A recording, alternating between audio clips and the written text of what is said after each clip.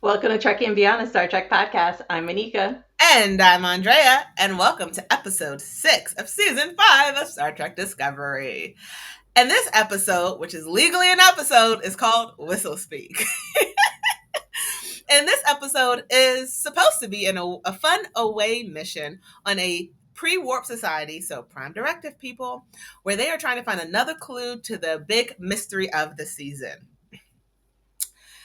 And that's what this episode should have been. There has been so much of this. Like, that's just it, people.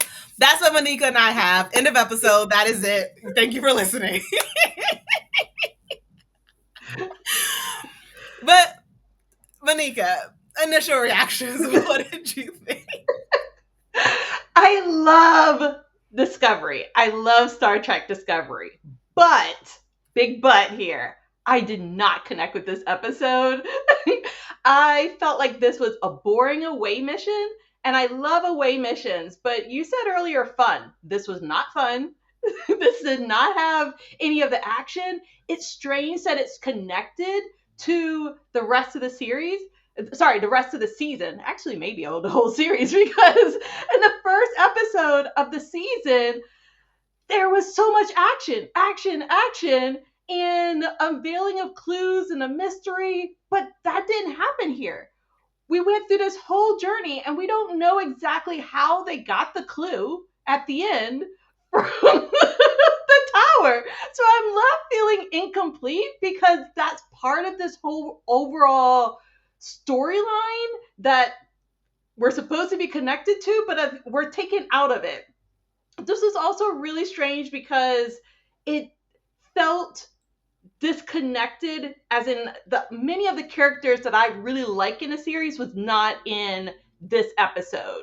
So I missed some of like Nolan Lark. I missed the bad guys. I missed like so many other people that bring charm to this episode and to the series. There's so much more I could say. I'm going to vent about this episode throughout our discussion. But my real big takeaways is that I just kept shaking my head throughout this episode. And I felt like that series of gifts of Jean-Luc Picard, of number one, just holding their fingers over the temple, shaking the head. And so I think I'll be shaking my head throughout this review as well, because it's going to take me down memory lane, because I've watched this episode 3 times thinking it was going to grow on me, and it hasn't. Sorry. What about you, Andrea? So, first thought is I'm very happy that Monika told me that she didn't like this episode when I texted her. Because I will admit, I woke up early and I watched this episode like at 5 a.m. in the morning because I was like up and I couldn't go to sleep. And I was like, oh, I'll watch the episode. And I was like, well, maybe I'm just tired, but that wasn't good. Like, so then I tried again.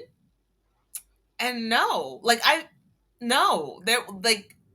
this episode just was bad on so many parts. And then like the ending was just a huge slap in the face. And I hate the fact that Paul and Hugh could not connect, because Paul literally, like, how could he not understand feeling a foreign, like missing something that was, you were literally connected to billions of mycelial network. Like, are they trying to create drama where there shouldn't be? Like, Paul, there's no way Paul could not sympathize in some way, shape, or form with Hugh. It was very forced to be like, all your scans came back negative. In what world on this ship does that ever matter? In what world, Paul? In what world does negative scans ever mean something is not wrong? Like, make it make sense. Hugh and Book randomly being able to connect, like, that is just stupid. And then the whole away mission was a big slap in the face. And I feel like this episode could have been redeemed if the ending was not a slap in the face. And the ending was. And it was like, I watched this entire episode for you not to find the clue in the tower you spent the entire episode to get into. But that was my issue with this episode. So much could have been redeemed if that last couple of seconds was not a slap in the face. And it was.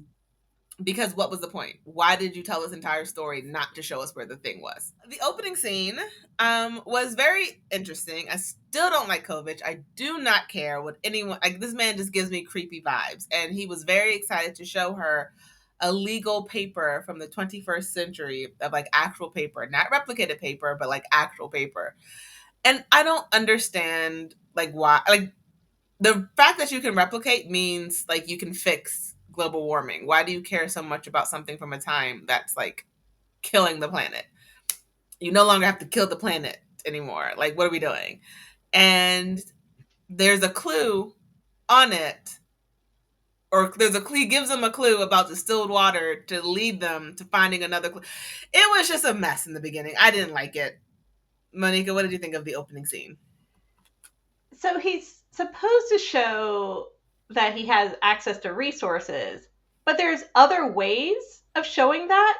And also, how about giving more than just a list of the names and the titles of these individuals? How about some other background information? Like, ask Zora to look it up. You can. How about a chip with some more data? It's hard for me to believe that that's the only information you could find. The names. Okay. And that was the only way you could give them the names. Yeah. There's so many, like, hey, being resourceful is finding the name, the list anyway. Like, what are we doing? What's going on? Right. And I think Michael Burnham gave shared a really good point. Like, if you already have this information, are you just pulling us along? Are we just your This is why I don't trust this man at all whatsoever. Yes. We also don't exactly see a location. He's always in this in-between space. So it makes me feel a little bit more like Section 31, that he's doing this undercover, under wraps somehow. I don't know.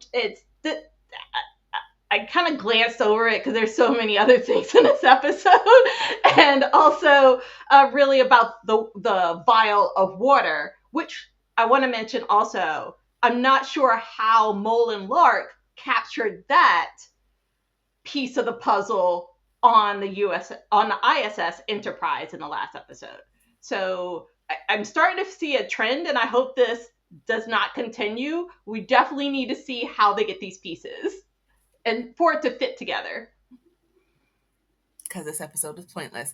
So, moving on. So they find the clue that they find leads them to a planet that's like covered in dust storms.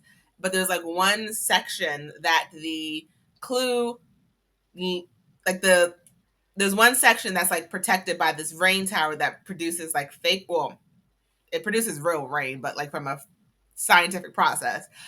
And they decide that they're going to be the people to go down there. Michael and Tilly are going to be the people to go down on this planet, and like blend in with a pre-warp society type world to find the next clue that's hidden in the tower that you can't beam into, because that means everything's great, which is very interesting. So why Tilly? Isn't she supposed to be teaching? But also, maybe you may have to do more engineering. I don't know. It's interesting. It seems like everyone gets a spotlight with Michael in an away mission. It's your episode. It's your so in the cartoon Avatar: The Last Airbender, there was this scene at the very last season where there's like everyone wanted to have their special like away mission with Zuko, because like they always had like these big grand adventures and came back with these huge like life-changing stories. And it's like that's what's going on with Michael. Everyone's getting their episode to have their big life-changing emotional connection episode, and it's just like, what are we doing? First of all, these people are stupid, because how can you not tell they're not from your planet? They don't walk like you, they don't talk like you, they don't act like you. And I know it's one thing to say like from the east to the west, but like all of you, the entire planet does this one thing. You all care about this one thing.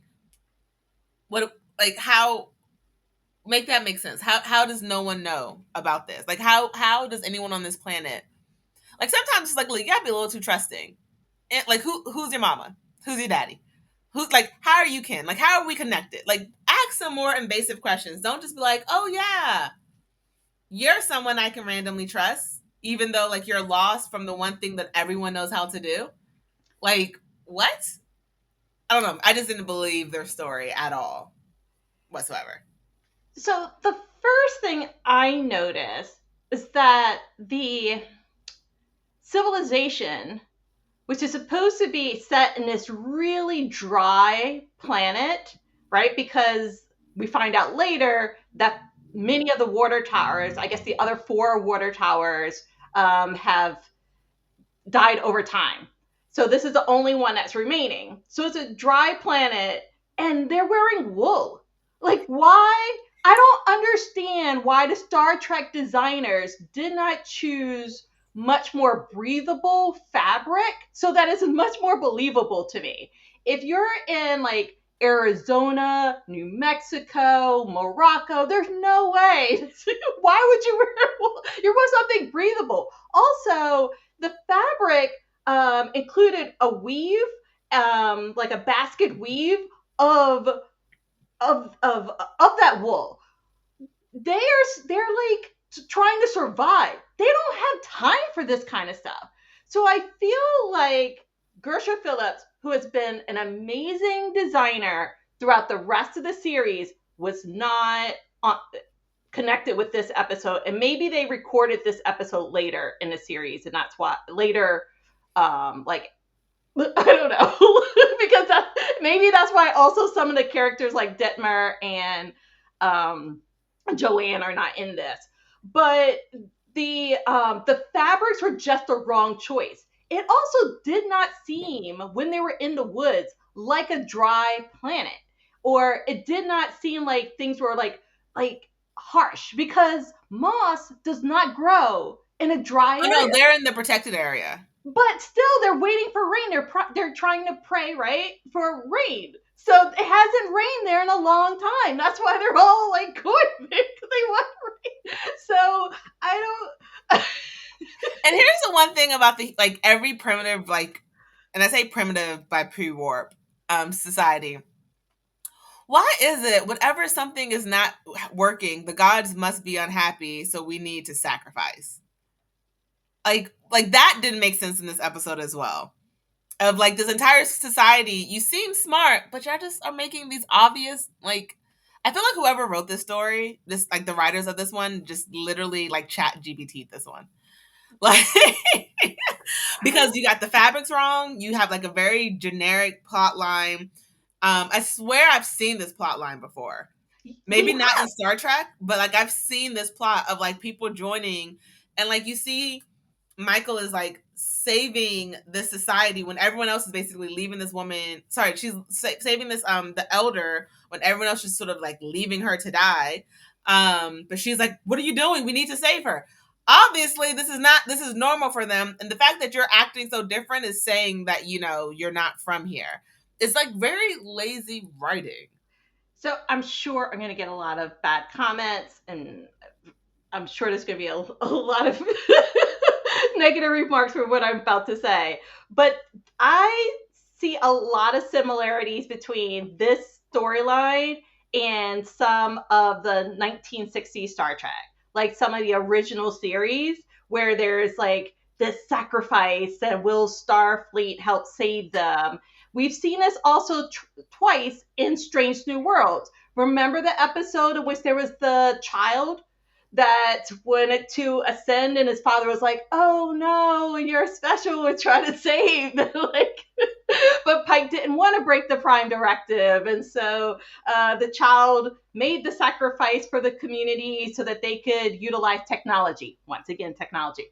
And then there was the Among the Lotus Eaters mission, where there was that only the people in the castle had was protected from the radiation, and Pike, Leon, they were outside and they were pulled down and like destroyed. But basically, they were making all of this sacrifice, and I felt that same way because it was technology and radiation again. So I think that this was like an homage to old Trek or something. I don't think this really fit in. It definitely did not fit in with the Star Trek Discovery modern storyline.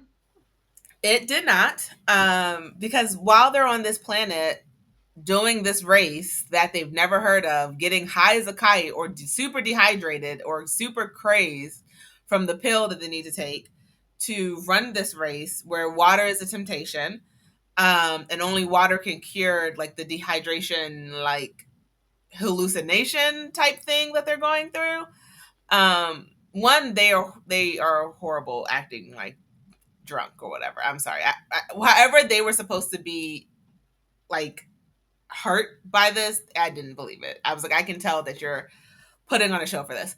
But whatever. When Michael's able to figure out, where the panel is that she needs to go and fix, she's like, I'm Tilly, you go run this race and I'm gonna go check the panel and separate because that's the smart thing to do. And it's this like even Tilly helping Rahava, like to win to complete the race, only to find out that when you get inside that you were racing to sacrifice yourself. One, it's like, why is this a storyline? Why is it that if something goes wrong, the gods must be upset? Like, it's with Star Trek, it's like if they don't understand, if it's not science, it's like them killing themselves for a god. And why is there like no in between? Like, why isn't it, oh, it's not working, like let's do this race of seeing like who can be the next leader to find it. I don't know, like, but why is it? And then also, if it hasn't rained in a bit and you guys keep doing this race, why do you keep killing people when nothing is coming from it? So I don't know. This episode just left me with a lot more questions than answers, and not even in a good way. I was like, this just didn't make sense to me. Yes. Why is, like, for lack of a better way of describing it, like that engine that was on the outside that was running the tower, if that was leaking radiation, why did Michael just touch it with bare hands? Like, it was like, and then there's like spotty radiation, but it wasn't like a clear path. Anyway, there's a whole lot of drama there. I do want to point out that there was an elder character that basically told Michael that her friend went to the tower, ascended, did not return. I'll pray for you. That is hint. That is a big hint. Like, any black woman that says, I'll pray for you, is like basically saying, well, one, that was the prayer. That yes. was the prayer. Saying I will pray for you. If a black woman tells you I'm gonna pray for you, honey, that was the prayer. Like, that's that and something is wrong. Yes. That's like a southern, oh, bless your heart, right? Oh, elder black woman says, oh, bless your heart, honey. That's not a compliment. They're just like, oh, you're stupid. Like, it's like, oh, I'll pray for you. Yeah, you're gonna miss your friend. Yes. Yeah. So take that hint, listen to the community around you, and be more cautious, because although I really like Tilly, I'm wondering now how the village will survive with this big change.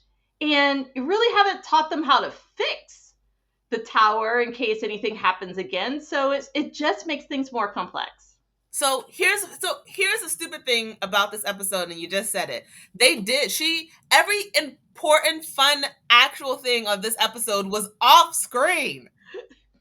Everything. So there is a point where she does tell him, so this is a machine and it was broken, but we fixed it. It's gonna break again, but I can show you how to fix it. So I'm assuming she has a moment to teach him. But the thing is, we don't see it. And it's such a quick line that I missed it the first time I watched it. I missed it because it's such a quick line. And it's like, why would you not show them?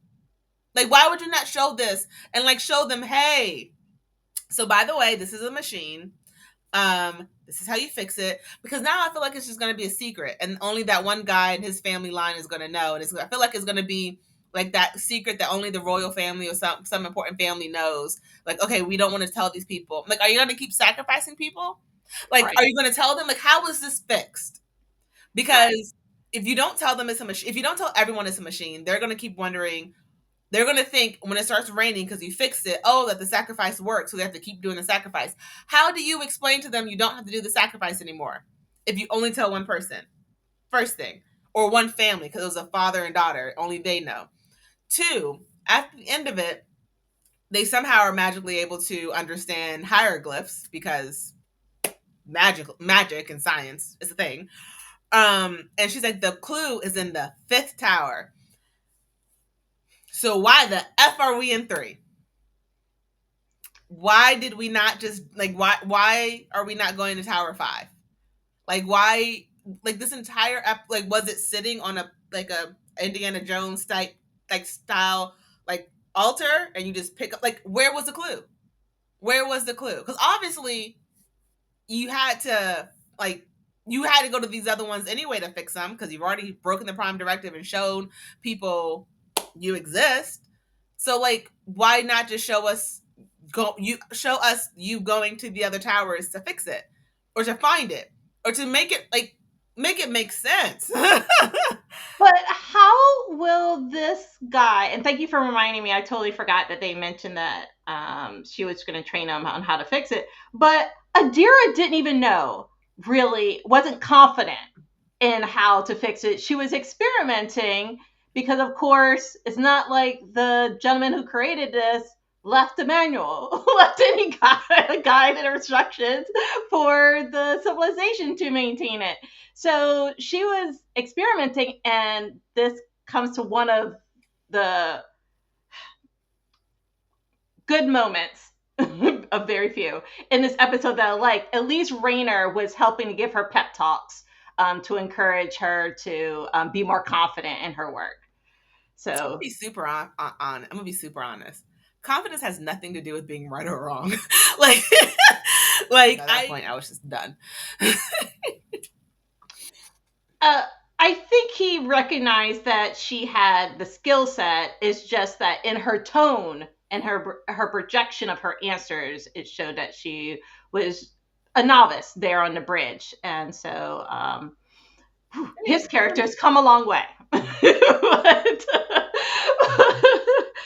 But yes, this is puzzling to me. I wish there absolutely were more of those off-screen moments on screen, for sure. I wish everything on screen was off screen and everything off screen was on screen because this was the off screen stuff was the interesting stuff. We didn't even see Hugh and his team like or whoever the medical team was like just jump in like beam in automatically once the doors were open. Like why was even that off screen? I just feel like everything that was interesting was off screen. This is a very low tech episode, and I can see that. Like when it comes to like CGI and stuff, I feel like this was a very low tech episode. They're trying to save money with this episode, which is why all the fun things were happening off screen. And then even with like moving to like Hugh and Paul, that their whole connection that made no sense to me. Their whole misconnection about Paul being unable to understand what he was going through. Like, I feel like the writer's just trying to build strife between them or just like more misunderstanding. Like, why can't they just be happy? Or why can't he even begin to understand?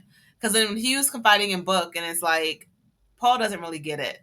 Really? Paul, after everything you've been through, after everything you both have been through, you couldn't be like, oh, I everything's like, I understand. I 100% understand you. Or I don't get it, but I believe you. Or like just more than what I got. I was really lackluster with the whole, I hate the little doctor speak of like, oh, there's nothing wrong. There's nothing in your scan, so nothing's wrong. I rolled my eyes at that if you didn't see that on Audible. I don't exactly know where they're going with this. I'm hoping they're going to show us or tell us that he was in a much better place, that maybe this outer body experience has helped him heal some trauma that he had in the past. I'm hoping we're not going to go down for more trauma because I feel like I just need some more positivity in the next 4 episodes of the entire series. But I appreciated, though, the cultural infusion of like Puerto Rican food and mofongo. So I thought that was sweet. It's interesting to see the mental health hologram, because I have been thinking about the hologram of the doctor on Voyager. I can't remember the character's name, but you, there's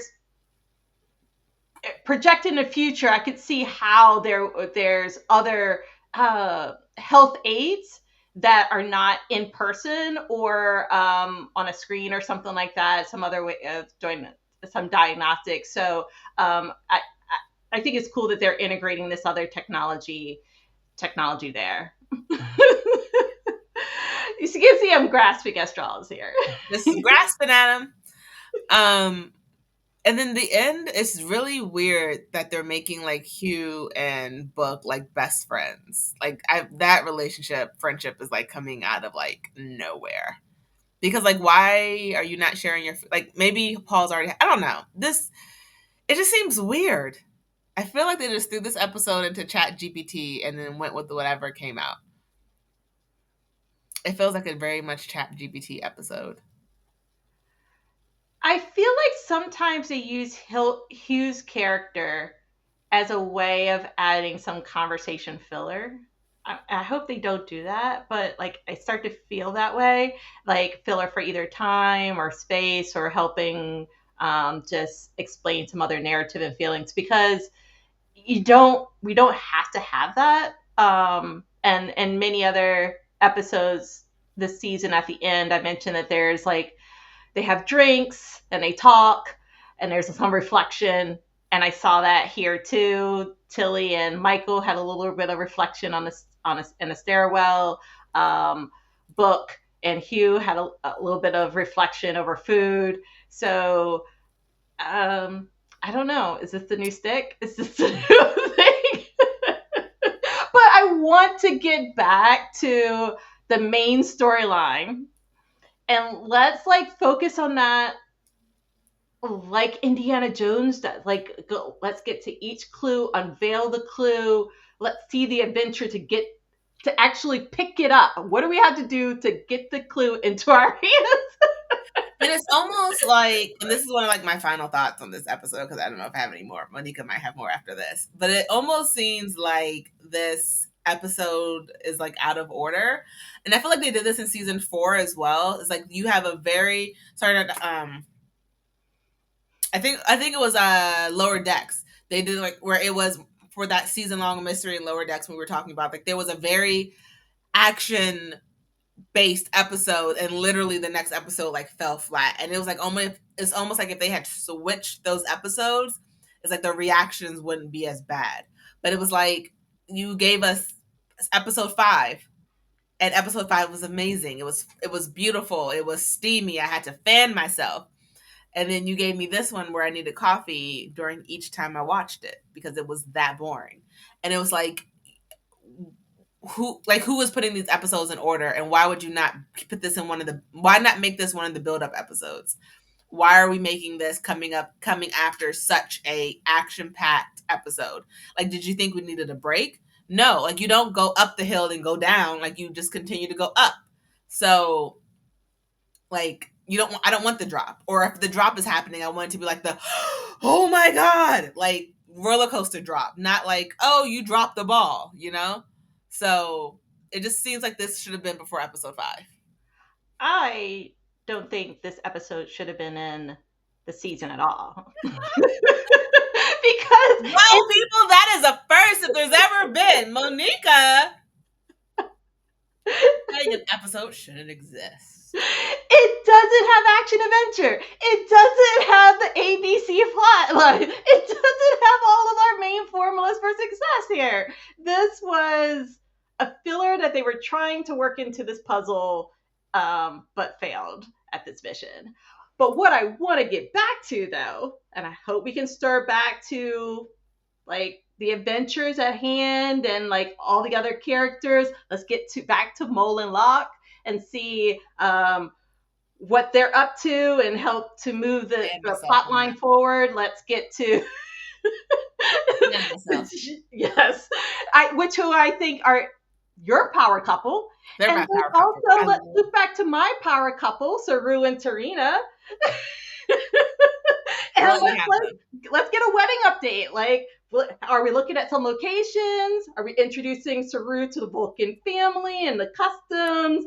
Like let's pick out some plants and other decor, negotiate the prenup. We got some decisions to make. Let's move forward with these other stories that we have already established earlier in the story in the season. So this is one of our rare episodes where Monica and I both agree that something was not great. These are rare, people. Our agreement is very rare. But it's beautiful when we do agree. That's what this episode did. It brought us together. Hugs. Any final thoughts before we end this episode? Let's fly out of this episode. Well, you heard her, ladies and gents. As always, I'm Andrea. And I'm Monica. And live long